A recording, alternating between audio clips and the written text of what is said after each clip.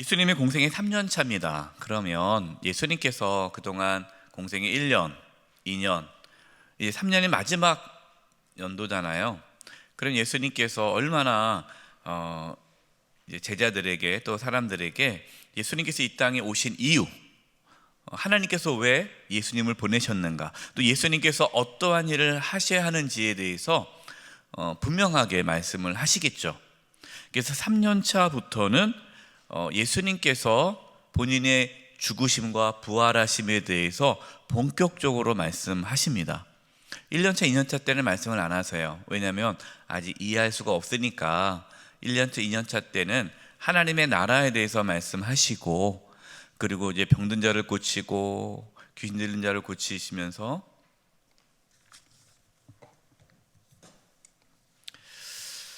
이러한 하나님의 나라를 이루기 위해서 오셨다는 부분들을 말씀하셨지만, 그 하나님의 나라를 이루기 위해 예수님이 죽으시고 부활하신 것에 대해서는 말씀하지 않으셨어요.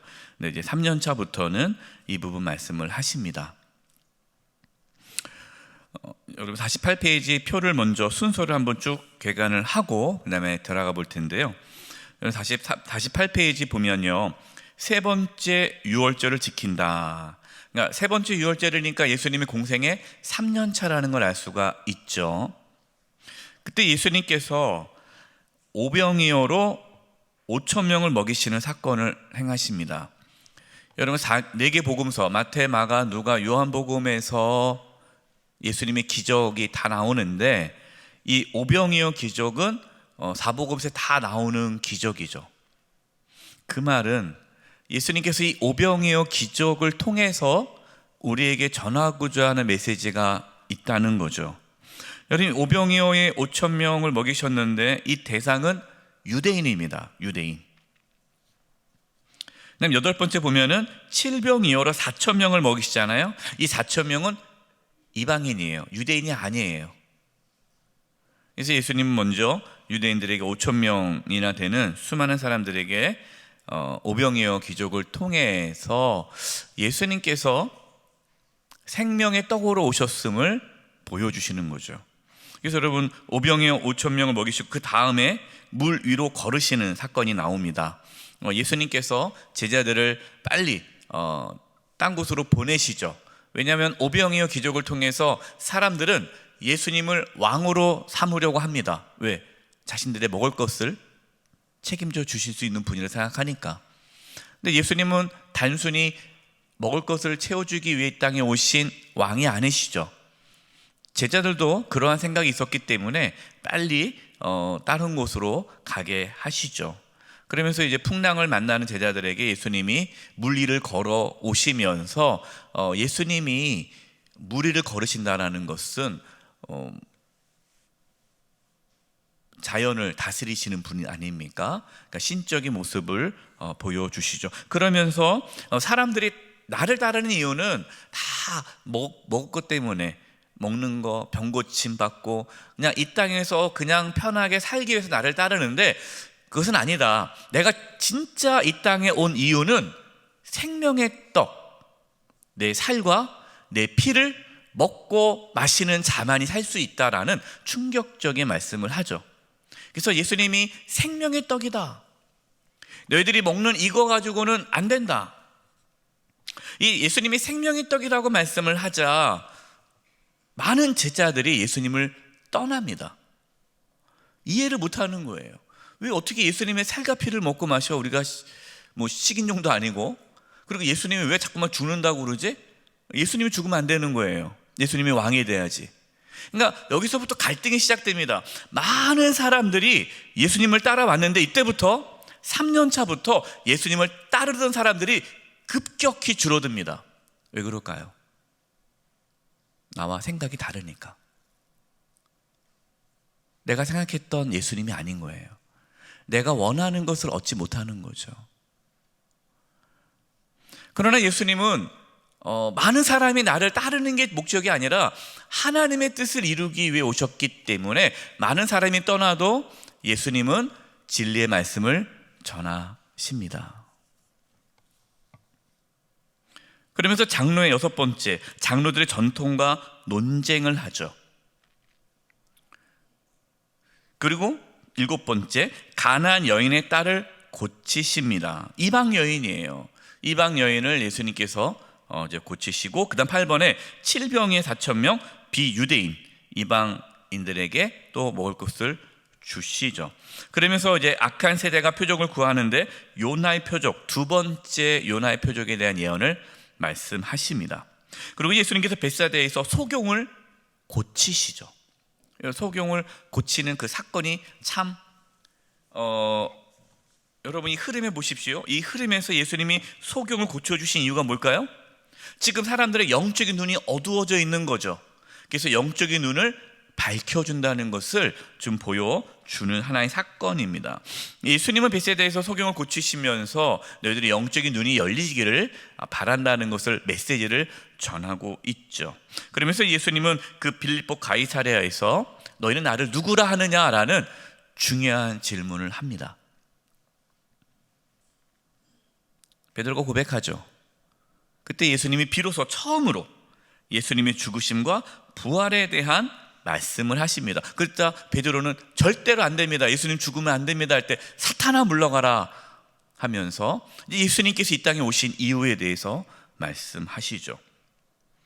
예수님의 죽으심과 부활에 대한 말씀을 하시면서 그 다음 나타난 사건이 변화산 사건입니다. 베드로, 야고보, 요한을 데리고 예수님의 산에 올라가십니다. 그때 예수님이 영광스러운 모습으로 변하죠. 이걸 통해서 예수님의 죽으심이 그것이 끝이 아니라 진짜 이것이 이제 하나님의 영광이 우리가 나타나는구나. 우리도 예수님처럼 저렇게 이제 하나님의 영광이 들어가는구나. 예수님의 죽으심과 부활 이후에 이제 영광스러운 예수님의 모습을 잠시 보여주죠. 변화산에서 그런 걸 보여주시고 내려오는데 귀신 들린 아이를 고치시는 사건이 나옵니다. 여러분, 이 공생의 3년차 앞부분에 있었던 이 사건들은요, 여러분 쭉 흐름을 보시면 알다시피 이제 예수님은 왜 이 땅에 오셨는지, 그리고 예수님의 죽으심과 부활, 예수님의 살과 피를 먹고 마셔야 산다라는 복음에 대한 말씀을 전하시고, 또 이것이 하나님의 나라임을 계속해서 말씀해 주십니다. 이제 하나하나 들어가면서 예수님께서 말씀하신 것들의 의미를 더 살펴보도록 하겠습니다. 49페이지입니다. 오병이어의 기적. 예수님께서는 한적한 곳에 가서 쉬라고 제자들에게 말씀하십니다. 마가복음 8장 30에 32절 같이 한번 읽어보겠습니다. 시작. 이르시되 너희는 따로 한적한 곳에 가서 잠깐 쉬어라 하시니, 이는 오고 가는 사람이 많아 음식 먹을 겨를도 없음이라.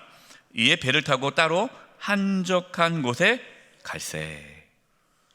제자들이 사람들을 많이 만나니까 제대로 쉬지를 못했어요. 그래서 한적한 곳에 가서 쉬라고 말씀합니다.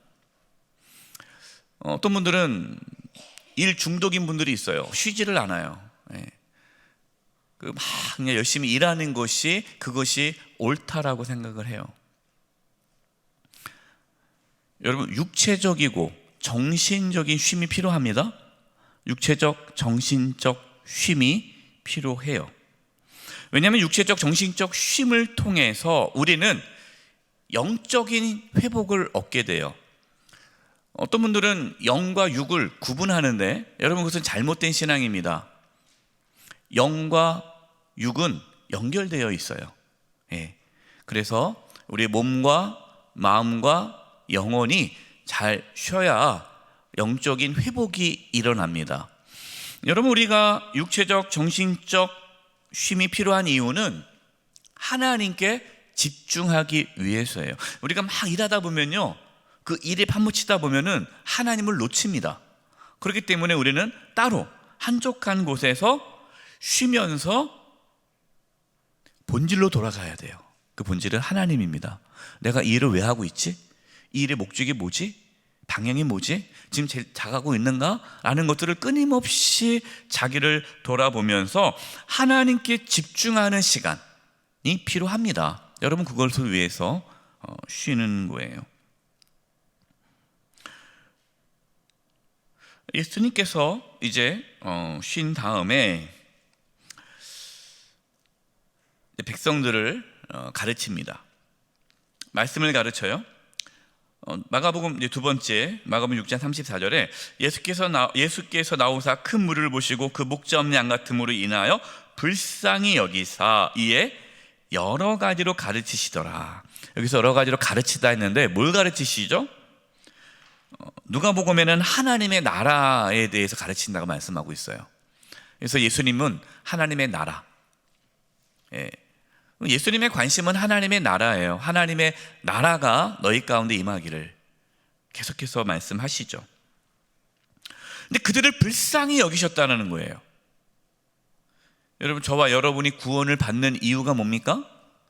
하나님의 긍휼 때문입니다. 하나님 우리를 불쌍히 여겨주셔서 우리를 구원해 주신 거예요. 우리가 뭔가 열심히 해서가 아니라 불쌍해서 우리를 구원해 주신 거예요.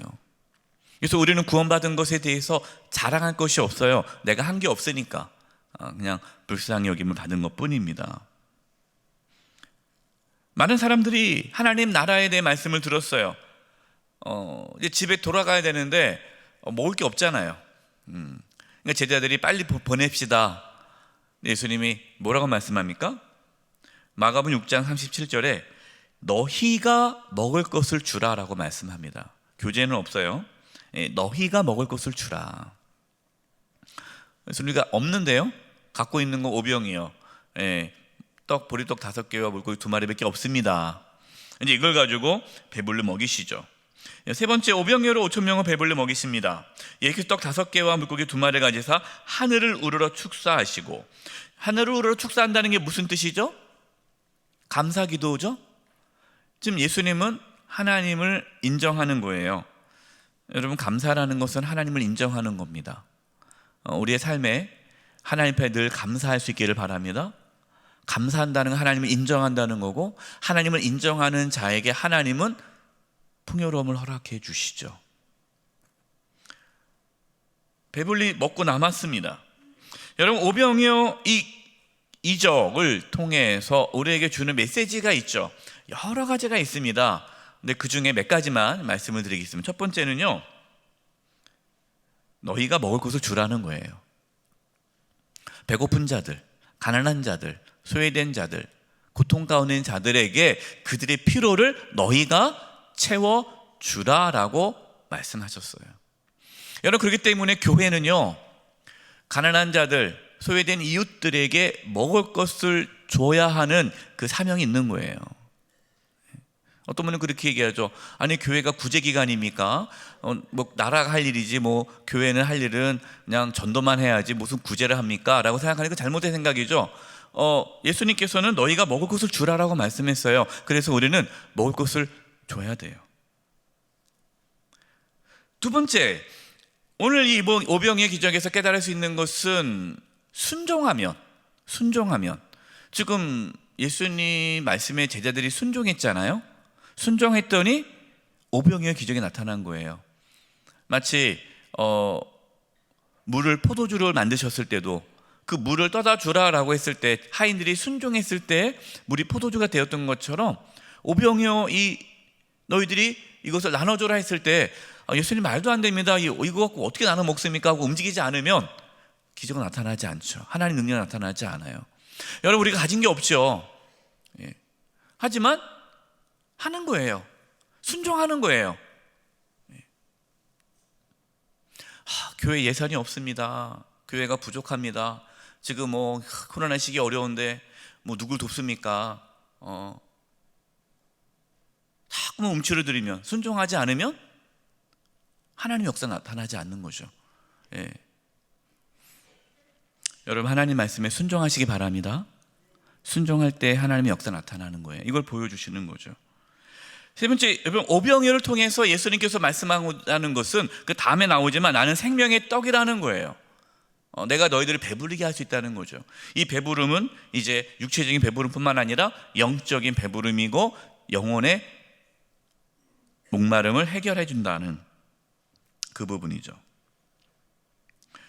네 번째는 이 오병이어의 이 사건은요, 성찬을 의미합니다. 성찬을 보여주죠. 떡을 떼는 거예요.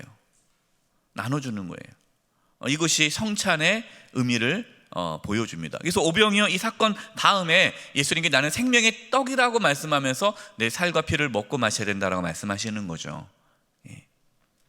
마지막 다섯 번째는요, 이 오병이어 기적을 통해서 우리가 알 수 있는 것은 육체의 배부름으로는 구원을 받을 수 없다라는 겁니다. 많은 사람들이, 남자만 5천 명이에요. 대략 2만 명이 이 오병이어 기적을 체험했어요. 하지만 이들의 대부분은 예수님을 떠났습니다.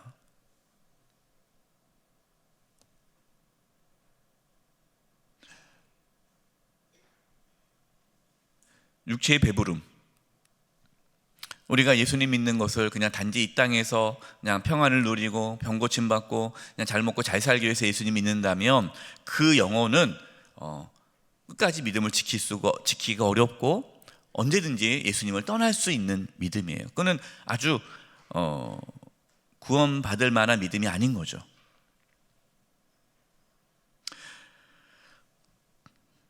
두 번째, 바다 위로 걸으심.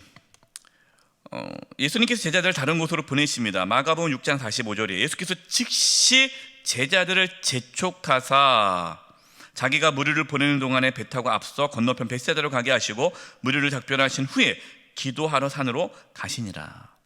예수님이 오병이어 기적을 베푸신 다음에 즉시 재촉해서 제자들을 빨리 보냅니다. 왜 그럴까요? 오병이어 기적을 통해서 완전히 난리가 났어요. 사람들이 그냥 예수님을 환호하면서 예수님을 왕으로 삼으려고 그래요. 그러자 제자들도 막 신이 난 거예요. 야, 이제 드디어, 생각해 보세요. 그 당시 2만 명입니다. 지금도 2만 명이 와 하면 얼마나 되게 막 신이 나겠어요. 네. 도취하는 거죠. 사람들의 인기에. 야, 이제 우리 성공했다. 예수님은 제자들을 빨리 보내는 거예요. 우리가 추구하는 삶이 인기가 아닌 거죠. 승리가 아닌 거죠. 이것 때문에 예수님 오신 게 아니잖아요. 그래서 빨리 보냅니다. 그리고 본인도 산에 올라가서 혼자 기도하십니다. 여러분, 우리가 끊임없이 노력하고 심사할 것은요, 자기 중심적인 신앙에서 하나님 중심적인 신앙으로 가는 거예요. 우리는 원래 본성이 자기 중심적입니다. 사람의 인정을 받기를 원하고 인기를 원해요. 칭찬받으면 싫어하는 사람은 없어요. 여러분, 칭찬이 나쁘다는 게 아닙니다. 그러나 그 칭찬과 인정이 하나님 중심이 아니라 자기 중심으로 만들 가능성이 있기 때문에 우리는 어떠한 칭찬과 인정을 받을 때에 끊임없이 자기를 하나님 앞에 굴복시켜야 돼요. 그 작업을 하지 않으면 그 인기에 도취되어 마치 내가 대단한 사람인 것처럼 착각에 빠지게 됩니다.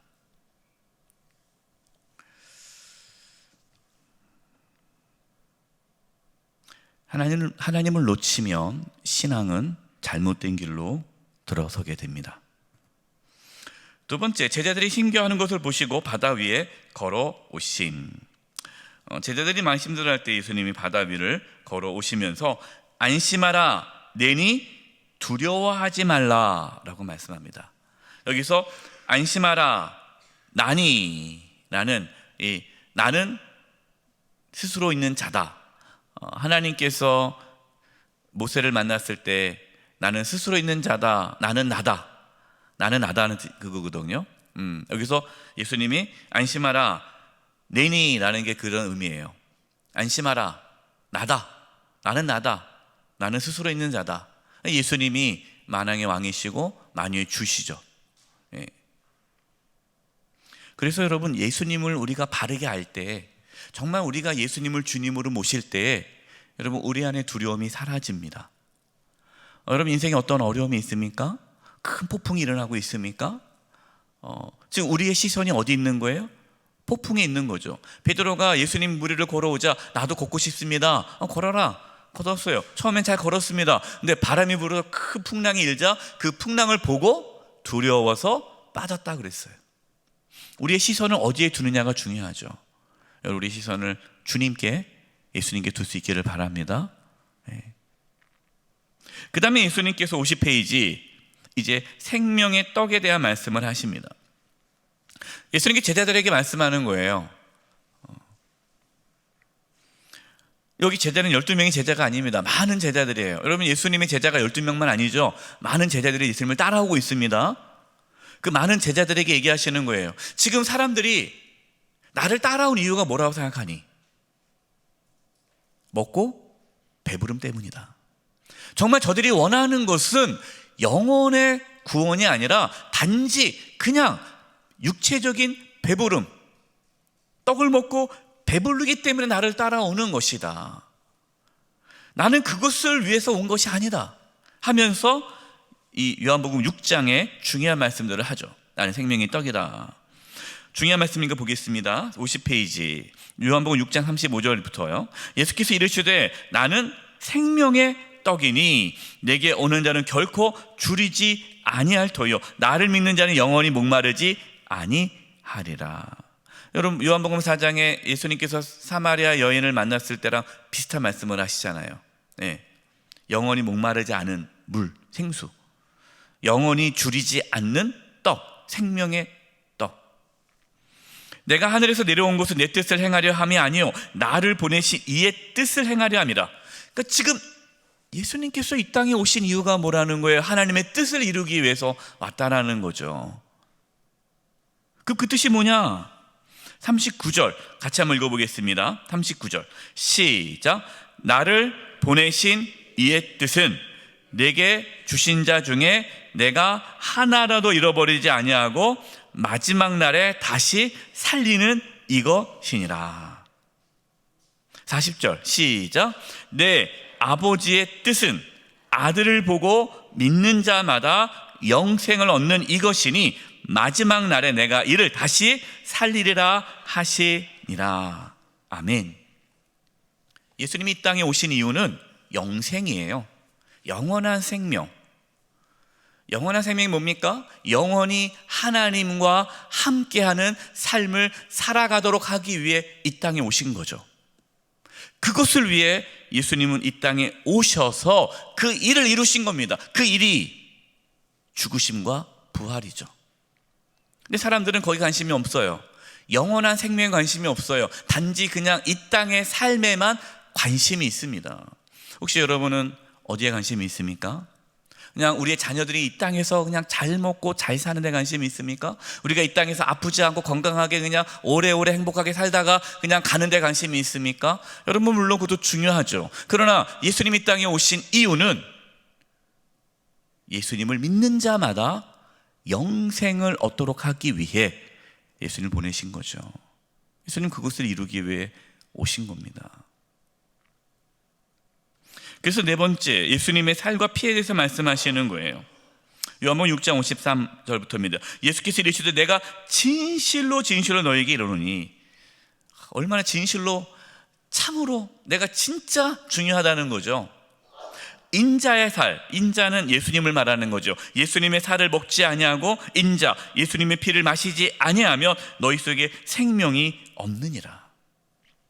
내 살을 먹고 내 피를 마시는 자는 영생을 가졌고 마지막 날에 내가 그를 다시 살리리니 내 살은 참된 음식이요 내 피는 참된 음료로다. 내 살을 먹고 내 피를 마시는 자는 내 안에 거하고 나도 그 안에 거하나니. 예수님께서 처음으로 예수님의 살과 피에 대한 말씀을 하시는 거예요. 지금 공생이 3년 차입니다. 이제 말씀하시는 거죠. 예수님께서 왜 십자가에서 피 흘려 죽으셨는가? 예수님이 왜 이 땅에 오셨는가? 자신의 살과 피를 내어주기 위해서.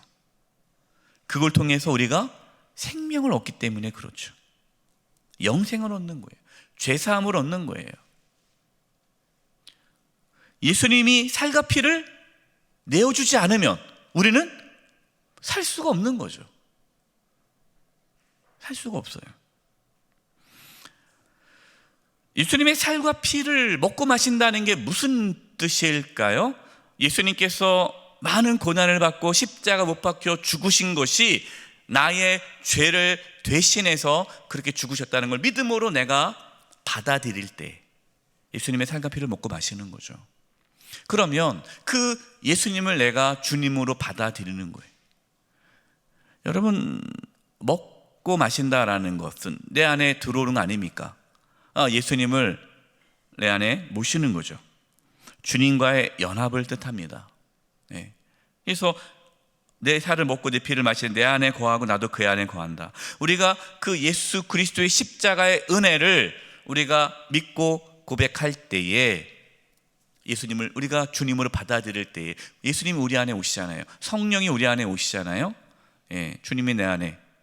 그래서 우리는 주님과 함께 이제 살아가는 삶이 되는 것이죠.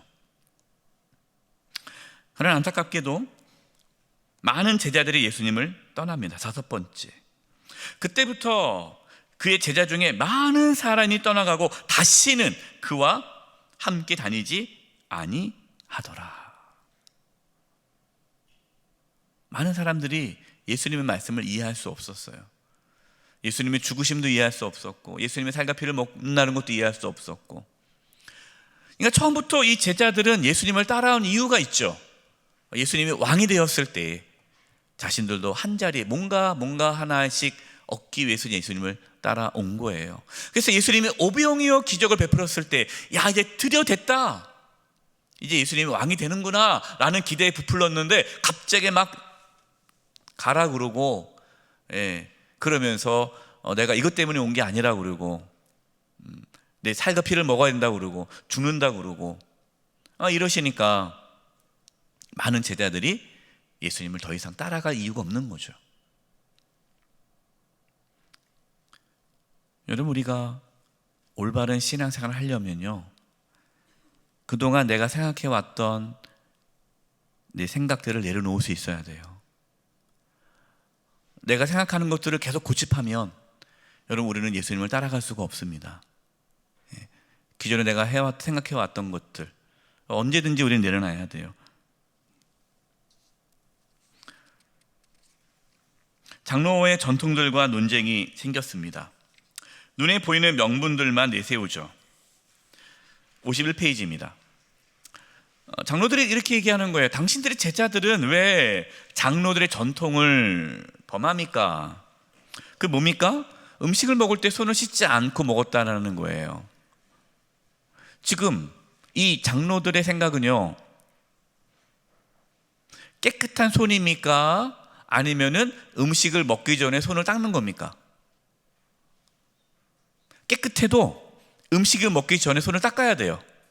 그 눈에 보이는 행위가 중요한 거예요. 그 손이 깨끗하냐 안 깨끗하냐가 중요하지 않아요. 그러니까 이 장로, 종교 지도자들의 관심은 뭡니까? 눈에 보이는 것, 눈에 보이는 것에만 집중하는 신앙인 거예요. 거룩한 행동들, 신앙생활 하려면 이렇게 해야지, 뭐 기도생활 해야지, 말씀생활 해야지, 예배생활 해야지, 헌금생활 해야지, 봉사생활 해야지, 전도생활 해야지, 이런 거 이 중요하지. 여러분, 중요합니다. 중요하지 않다는 게 아니에요. 그러나 눈에 보이는 것, 이것에 집중하며 신앙생활 하다 보면 중심을 잃어버릴 수 있다는 거예요. 예수님께서 말씀하신 것은 눈에 보이는 것보다 더 중요한 것은 눈에 보이지 않는 거죠. 눈에 보이는 것만 멀쩡하다고 해서 멀쩡한 게 아닌 거죠. 여러분, 겉에 우리가 봤을 때 그냥 건강해 보이고 멀쩡해도 속이 아플 수 있잖아요. 건강검진 왜 합니까? 겉은 멀쩡해 보여도 속이 아플 수 있으니 건강검진 하는 거예요. 속이 중요하잖아요. 눈에 보이지 않는 게 중요하잖아요. 사실 눈에 보이는 아픔은요, 괜찮아요. 뭐 뼈가 부러진다든가, 뭐 까졌다든가, 뭐 이런 거는 괜찮아요. 사실 그렇지 않습니까? 오늘 권사님 그러더라고요. 다치셨어요. 넘어지셨어. 그랬더니 목사님 괜찮습니다. 이거 시간 지나면 붓는 건데요. 뭐 그래, 시간 지나면 붙어요. 진짜 무서운 거는 눈에 안 보이는 암이죠. 암. 암이 무서운 거예요. 암이 왜 무섭습니까? 안 보여요. 그리고 나중에 눈에 보일 때는 어떻게 되는 거예요? 못 고치는 거죠.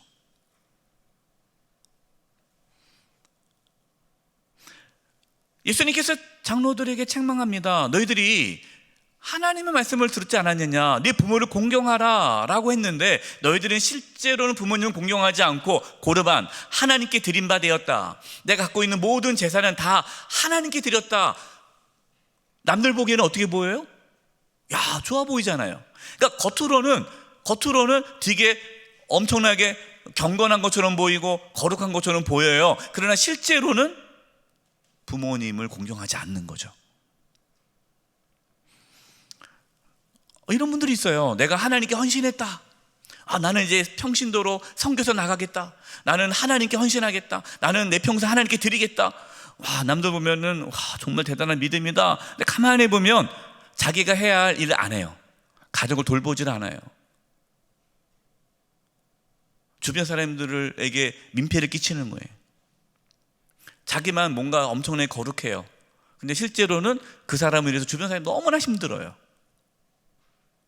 여러분, 그것은 잘못된 신앙이에요.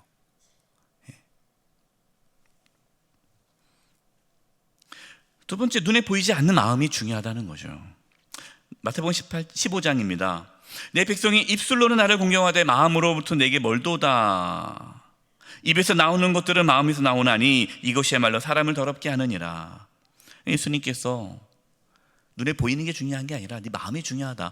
마음에 있는 것들이 나타나는 거다.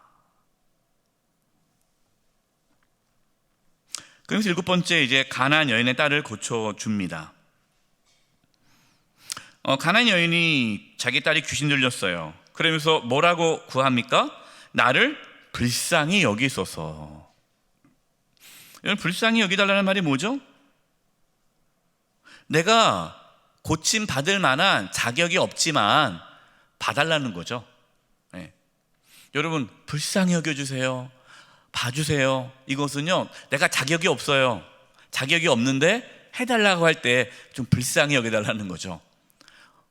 당당하게 요구하면 불쌍히 요구할 거 없죠. 뭐 돈을 주거나 내가 뭐 하면은 불쌍히 여길 거 없죠. 그냥 당연한 권리죠. 그런데 지금 이 가나안 여인은요, 이방 여인이기 때문에 예수님에게 당당하게 요구할 수가 없어요. 이방인이니까. 왜냐하면 유대인하고 이방인은 상종하지 않기 때문에. 예수님 유대인이잖아요. 과연 예수님이 나 같은 이방인을 도와줄까? 당연히 안 도와줘야죠.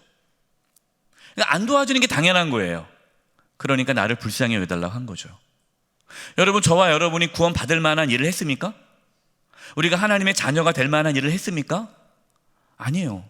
우리가 하나님의 자녀로서 구원받을 만한 일을 한 게 없어요. 근데 우리는 하나님의 자녀가 될 수 있었던 것은 100% 하나님의 긍휼 때문이죠. 그래서 우리는 늘 하나님 나를 불쌍히 여겨달라는 그 마음으로 살아야 돼요. 교만할 수가 없어요. 근데 예수님께서 뭐라고 말씀합니까? 자녀의 떡을 취하여 개들에게 던짐이 마땅치 아니하다라고 거절합니다. 참 어떻게 보면 예수님이 지나친 것처럼 보이죠. 그러나 예수님은 이 여인의 믿음을 테스트하는 거죠. 그리고 사람들에게 보이는 거예요. 샘플링이죠. 모델입니다. 그때 이 여인이 어떻게 반응합니까? 두 번째, 겸손함과 간절함이에요. 여자가 이르되 올소이다마는 맞습니다. 그게 당연한 겁니다. 근데 여러분, 여기서 개라는 말을 너무 이렇게 나쁘게 생각하면 안 됩니다. 여기 예수님께서 말하는 이 개는 그냥 우리가 생각하고 있는 개, 사람 무시할 때 무시하는 표현으로 쓰는 개가 아니라 애완동물 개예요. 애완동물. 애완동물입니다. 하지만 사람은 아니잖아요. 그러니까 우선순위에서 밀린다는 거죠. 하지만 개들도, 이 애완견도 주인의 상에서 떨어지는 부스러기를 먹지 않습니까? 나에게도 그 부스러기만이라도 달라는 거죠. 여러분, 얼마나 겸손합니까? 또 얼마나 간절합니까? 예수님께서는 내 믿음이 크도다라고 말씀합니다. 여러분, 믿음이 뭘까요? 믿음. 이루어질 줄 믿습니다. 이게 믿음일까요? 물론 그것도 믿음의 한 요소예요. 그러나 예수님께서 오늘 본문에서 내 믿음이 크도다 할 때 그 믿음의 중요한 요소, 믿음의 중요한 내용은요, 겸손입니다. 나는 아무것도 아닙니다. 나는 아무것도 아니지만 하나님의 사랑은 큽니다. 나는 연약하지만 하나님의 사랑은 큽니다. 이 믿음이에요. 여러분, 그래서 이 믿음이 있는 사람들은요, 담대할 수 있어요. 담대한 그 근거가 나로부터 오지 않아요. 내가 별거 아니지만, 나는 부족하지만, 내가 연약하지만, 내 자신을 바라보면은 낙심할 수밖에 없지만, 그러나 하나님의 사랑이 훨씬 크기 때문에 담대할 수 있는 거죠. 이게 믿음입니다. 그래서 여러분, 믿음 안에는요, 자기 자신에 대한 절망, 겸손이 들어가 있어요. 여러분, 자존심을 내려놓으시기 바랍니다. 예, 하나님 앞에 자존심 내려놓으세요. 8번째, 빌립보 가이사랴 신앙 고백입니다. 이제 너희가 나를 누구다 하느냐? 시몬 베드로가 대답하죠. 주는 그리스도 살아계신 하나님의 아들입니다. 예수님께서 뭐라고 말씀하셨어요? 마태복음 16장 17절, 바요나 시몬아, 내가 복이 있다. 이거를 내게 알게 한 이는 혈육이 아니요 하늘에 계신 내 아버지시니라. 믿음은 뭐라는 거예요? 믿음은 선물이다라는 거예요. 선물. 여러분, 예수님 믿으십니까? 그게 은혜임을 믿으시기 바랍니다. 예수님 믿을 수 있는 게 은혜예요. 믿어지는 게 은혜예요. 여러분, 믿어지는 게 당연한 게 아닙니다. 믿을 수가 없어요. 믿어지지 않은 게 당연한 거예요. 우리는 예수님을 믿는다라는 그 자체가 하나님의 은혜를 경험한 거고 감사할 뿐이죠. 그래서 결코 내 믿음을 자랑할 수가 없어요. 예.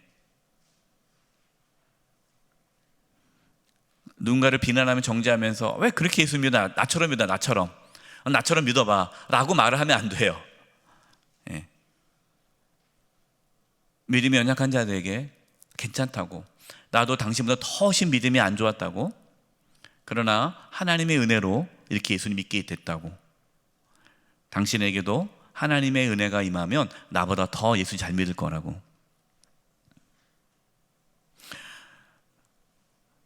베드로의 신앙 고백을 들으시고 예수님께서는 주는 그리스도시여 살아계신 하나님의 아들입니다라는 신앙 고백을 통해서 이제 그 그리스도, 하나님의 아들 메시아가 무슨 일을 하는지에 대한 말씀을 전하십니다. 이것이 예수님의 죽으심과 부활이죠. 이때로부터, 마태복음 16장 21절, 이때로부터예요.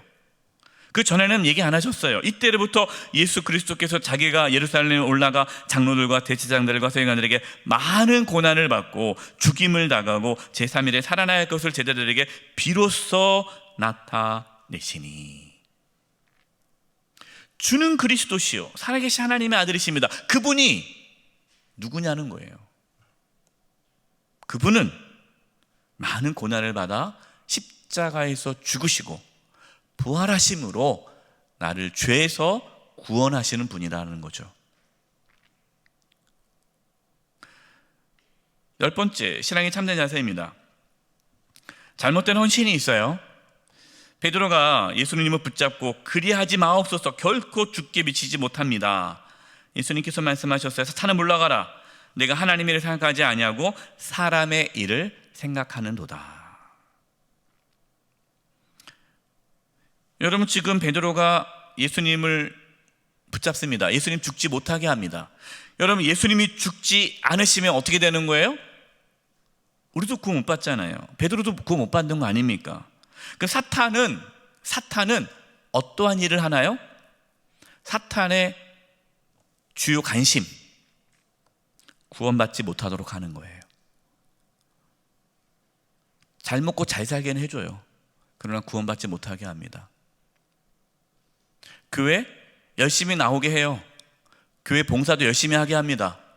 기도생활 열심히 하게 합니다. 신앙생활 열심히 하게 합니다. 그런데 구원받지 못하게 해요. 그 모든 열심을 사람의 일에, 잘못된 헌신이죠. 이게 주여 주여 하는 자만 천국에 들어갈 것이 아니요 하나님 아버지의 뜻대로 하는 자라야 천국에 들어간다고 예수님께서 말씀하신 이유가, 우리의 그 신앙의 열심과 헌신이 잘못된 방향으로 갈 수 있습니다. 그래서 여러분, 우리는 이 일이, 우리가 하나님을 위해서 하는 이 헌신이 어느 방향으로 가고 있는지, 내가 이 헌신을 왜 하고 있는지 이유와 방향을 늘 점검해야 되죠. 그렇지 않으면 그 일이 사람의 일이 되면 여러분 사탄의 미혹에 빠지는 거예요. 사람의 일이라는 게 뭡니까? 내가 그 일을 통해서 인정받고 싶은 분들이 있어요. 그러니까 인정받고 싶은 욕구가 강하신 분들은 하나님의 일을 하면서 사람들에게 인정을 받고 싶습니다. 근데 인정이 안 오면 어떻게 돼요? 인정이 안 오면 화가 나죠. 나를 몰라주네? 기분 나빠하죠. 그리고 다른 사람은 끌어내립니다. 왜 끌어내려요? 끌어내려야 내가 인정받으니까. 그래서 끊임없이 얘기해요. 나 때는 말이야 더 열심히 했는데 요즘 젊은 권사들은 제대로 일도 안 해. 나 때는 막 이랬고 뭐 했고 하면서 계속 끌어내리면서 내가 그전엔 내가 잘했다라는 걸 자꾸만 드러내는 거죠. 인정받고 싶은 거예요. 칭찬받고 싶은 거. 두 번째, 올바른 헌신입니다. 그럼 올바른 헌신이 뭡니까? 우리가 그러면 우리의 방향이 어디로 가야 됩니까? 예수님을 따르는 데 가야죠. 이 예수께서 제자들에게 이르시되 누구든지 나를 따라 오려거든 자기를 부인하고 자기 십자가를 지고 나를 따를 것이니라. 내가 좋아서 열심히 하는 것이 그것이 잘못된 헌신일 수 있어요. 여러분, 우리는 하나님의 일을 좋아서 하는 것이 아니라 하나님의 일은 예수님을 따라가면서 하는 거예요. 예수님을 따르는 거예요. 그것이 때로는 힘들고 괴롭고 고통스럽고 심지어 모욕과 모멸감을 겪어도 그 일을 하는 거예요. 여러분, 예수님께서 십자가지를 가지고 가셨는데 기분 나쁘다고 나 앉아. 내가 말이야 내가 십자가 못 박혀 죽는 것도 진짜 내가 해주는 건데 말이야 나를 모욕해? 기분 나빠. 안 해. 여러분, 그럼 어떻게 구원받겠어 우리가요? 예수님은 그 모든 수모와 멸시와 천대를 다 받으시면서 가는 거예요. 왜요? 뭐 때문에? 하나님의 뜻을 이루기 위해. 여러분, 우리가 예수님을 따라간다는 것은요 영광을 얻기 위해 따라가는 게 아닙니다. 예수님과 함께 그 길을 걷는 거예요. 하나님의 뜻을 이루기 위해 예수님을 따르는 거죠.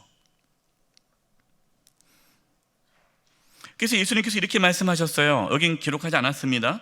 마태복음 16장 25절이에요. 누구든지 제 목숨을 구원하고자 하면 잃을 것이요 누구든지 나를 위하여 제 목숨을 잃으면 찾으리라. 자기 목숨을 구원하고자 하면 잃는다는 거예요. 자기 목숨을 구한다는 게 뭡니까?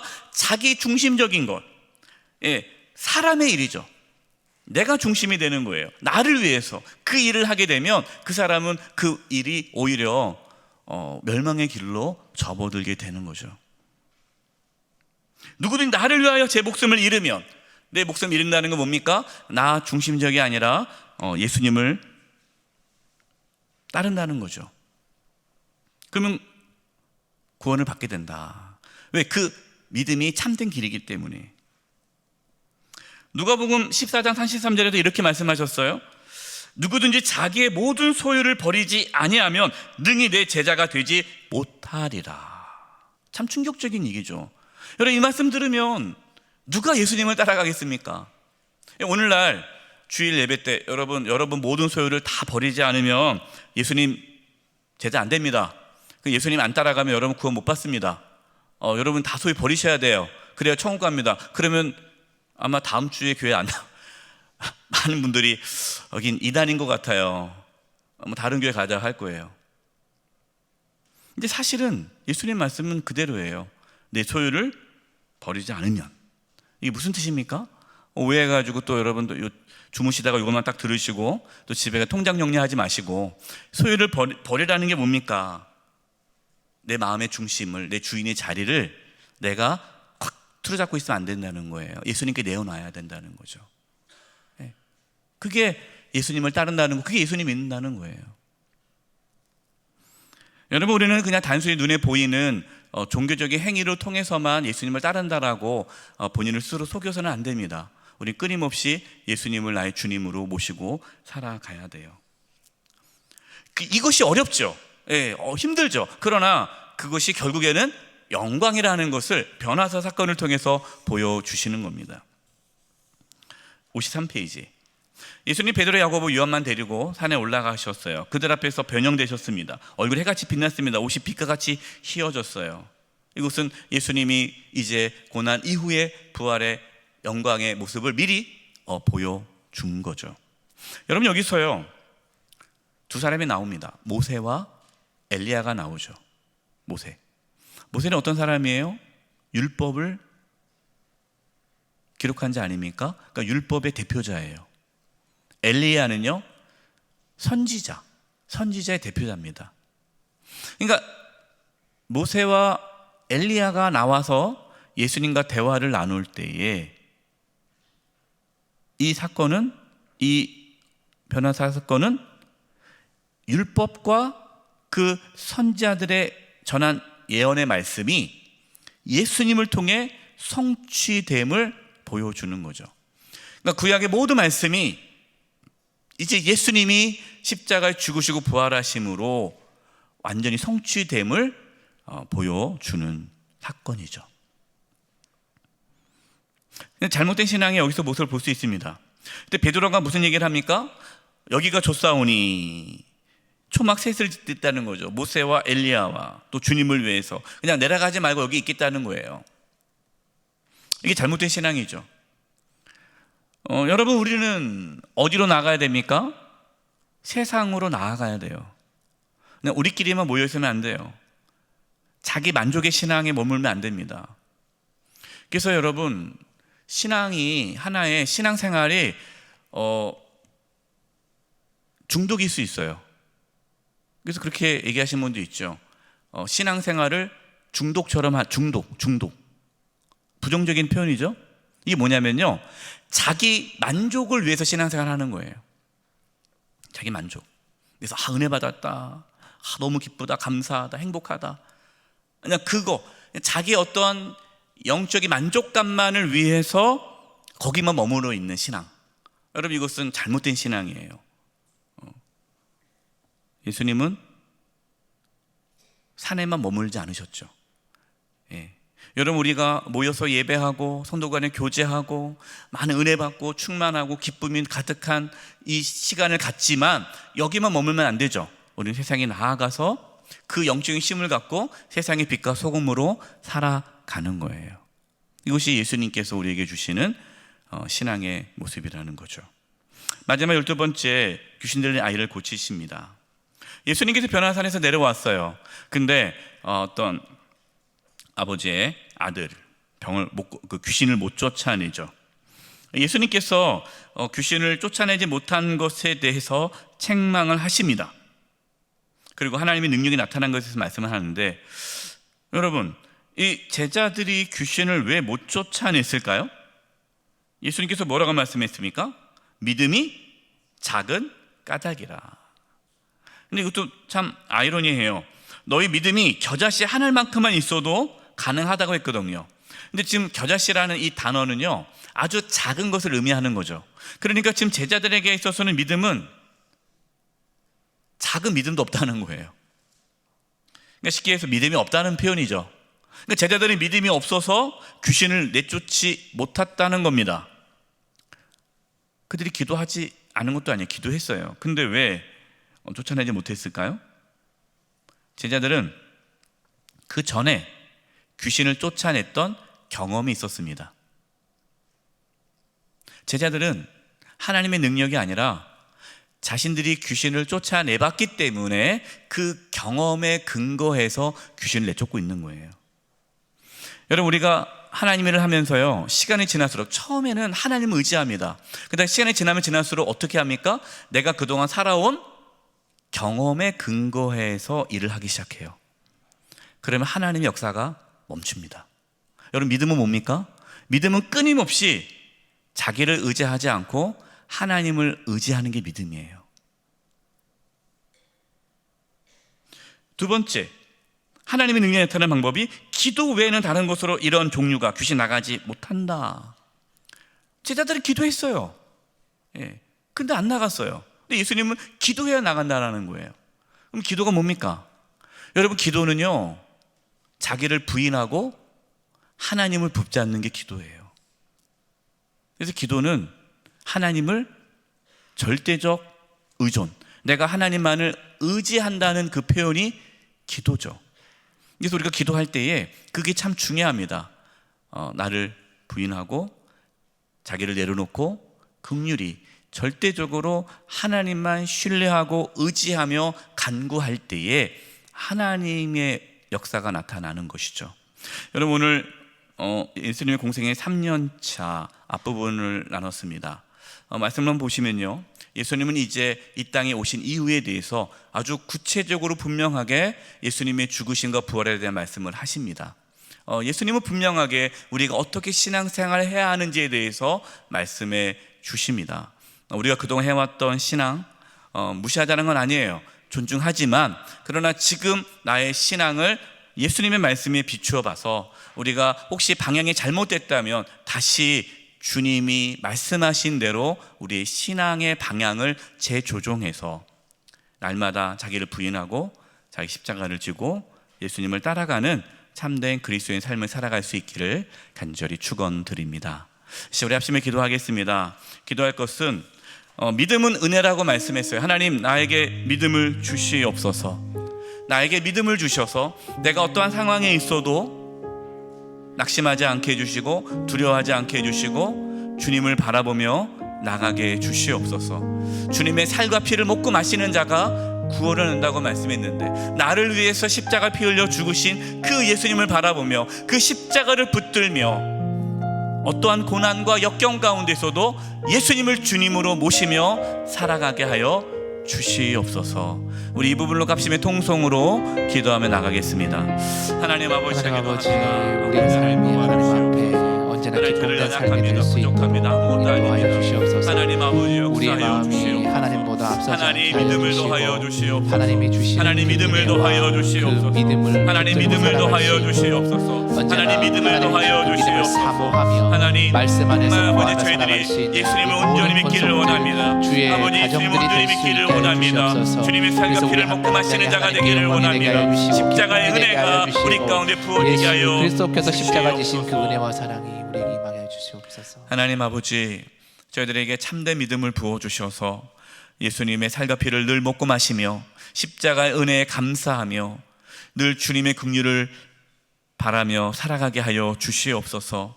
자기를 부인하고 자기 십자가를 지고 예수님을 따라가는 참된 신앙의 길을 걸어갈 수 있도록 주여 은혜 내려 주시옵소서. 예수님의 이름으로 기도드리오며 지금은 우리 주 예수 그리스도의 은혜와 하나님 아버지의 그 크신 사랑하심과 성령님의 교통하심과 충만하심이 사랑하는 성도님들 한 영혼 한 영혼 위에 이제부터 영원토록 함께하옵시기를 간절히 축원하옵나이다. 아멘.